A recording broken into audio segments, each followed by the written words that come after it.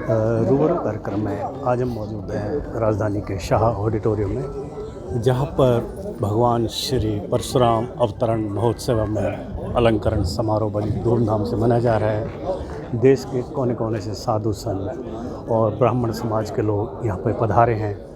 आइए मिलवाते हैं। स्वामी जी, हमारा प्रणाम है आपको। नारायण। आज हम भगवान विष्णु जी के छठे अवतार भगवान परशुराम जी का जन्म उत्सव मना रहे हैं। क्या संदेश और क्या भगवान परशुराम जी के जीवन से हमें प्रेरणा मिलती है? परशुरामाय नमः। आपके चरण के माध्यम से हमको प्रेरणा मिलती है कि जो कदाचारी, अधर्मी और पापाचारी लोग हैं उनका समूल उच्छेदन करना चाहिए। हम लोग भारत के लिए, भारतीयता के लिए, संस्कृति के लिए, राष्ट्र के लिए वो सब कार्य करने चाहिए जिससे इनकी उन्नति हो। हम लोग को धर्म और कर्तव्य दोनों करना चाहिए। ऐसा कौन सा ईश्वर है 24 अवतारों में जो हम पर आए हैं? कोई मर्यादा पुरुषोत्तम थे, वो भी धर्म और कर्तव्य से रहे, चले गए। लीला पुरुषोत्तम आए, वो भी धर्म और कर्तव्य से रहे। क्या भगवान श्री कृष्ण धर्म की संस्थापना नहीं की? अथवा धर्म की संस्थापना कब हुई?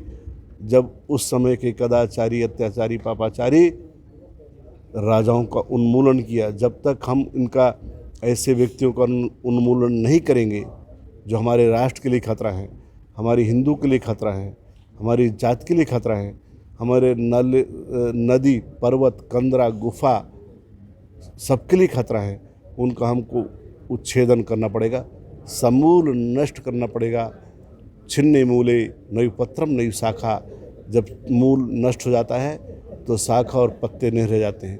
तो इनका सुन्मूलन, उच्छेद अथवा प्रवासन कर देना चाहिए और हिंदू मात्र को राष्ट्र देवो भव के नाम से रह करके कर्तव्य और धर्मजीवी होना चाहिए।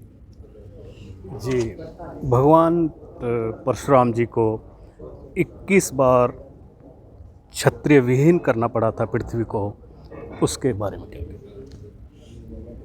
भगवान श्रीमन महानारायण अपने समय समय पर अपने कलाओं और सबसे समन्वित करके भगवान परशुराम जैसे आवेशावतार होते हैं।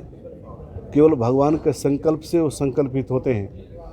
ईश्वर का सत्य संकल्प है, शिव संकल्प है। जब भी पृथ्वी पर कोई कष्ट आता है, हिंदू मात्र पर कष्ट आता है, भगवान के भक्तों पर कष्ट आता है, गाय, ब्राह्मण, देवताओं पर कष्ट आता है, तो ईश्वर किसी न किसी को भेज देता है। उन्हीं पुनीत कार्यों में भगवान परशुराम का अवतार हुआ था और उन्होंने धर्म की संस्थापना की। 21 बार उन्होंने इस पृथ्वी से जो अराजक तत्व उनका उन्मूलन किया और इस पृथ्वी को दान कर दिया भगवान कश्यप को।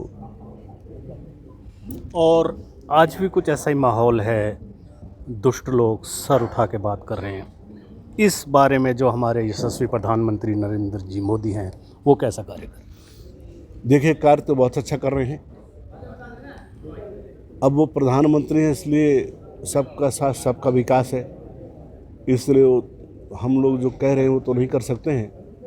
पर जो भी है, 2014 के बाद हिंदुत्व को, हिंदू नहीं था ऐसा नहीं है, लेकिन वो सिर उठा के चलने लगा है और वो अपने आप को गौरव महसूस करता, मैं हिंदू हूँ, हिंदुस्तान का हूँ, हिंदुस्तान मेरा है। तो ऐसे आने वाले भविष्य में प्रधानमंत्री दीर्घजीवी हैं, उनका कर्तव्य पथ पर से कभी न हिलें, सजग रहें।